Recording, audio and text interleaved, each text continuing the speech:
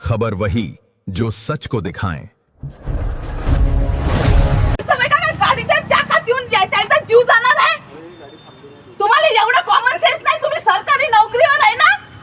त्या आल्या का पुरी म्हणा नाही आता बस मध्ये बसल्या त्या।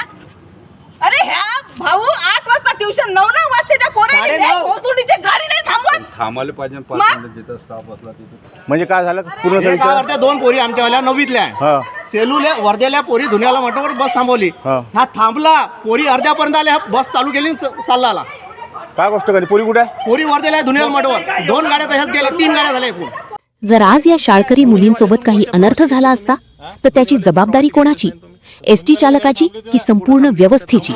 सेलू आणि वर्धा परिसराला हादरवून टाकणारी संतापजनक घटना समोर आली आहे। रोज शिक्षणासाठी वर्धा येथे ये जा करणाऱ्या सेलू येथील 2 शाळकरी मुली रात्री 8:30 वाजता बसची वाट पाहत उभ्या होत्या। त्यांच्यासोबत इतर विद्यार्थिनीही होत्या। नेर डेपोची बस क्रमांक 6169 समोर आली। मुली बसकडे धावत गेल्या, पण आरोप असा आहे की चालकाने त्यांच्या समोरूनच बस पुढे नेली।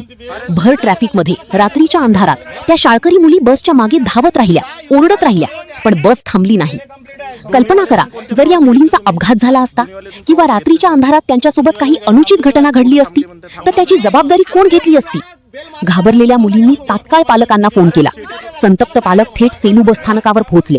काही वेळात तीच बस सेलूला आली आणि त्यानंतर चालक व वाहकाला पालकांनी जाब विचारला। चालकाने माफी मागितल्याचे सांगितले जात आहे। मात्र पालकांचा आरोप अधिक गंभीर आहे।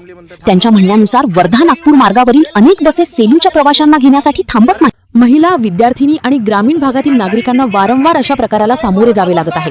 सरकारी सेवेत असलेल्या कर्मचाऱ्यांकडून नागरिकांच्या सुरक्षिततेची अपेक्षा असते। जर प्रवाशांनाच दुर्लक्षित केले जाणार असेल तर हा प्रकार अत्यंत गंभीर मानला जातो।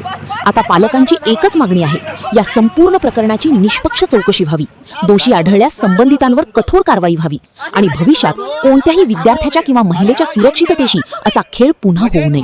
मुख्य संपादक गणेश खोडके, जनता न्यूज सेलू। नमस्कार मित्रांनो, जनता न्यूज सेलूला आपले प्रेम असेच कायम ठेवा। आमचं YouTube चॅनल आत्ताच सबस्क्राइब करा आणि बेल आयकॉन दाबायला विसरू नका। धन्यवाद।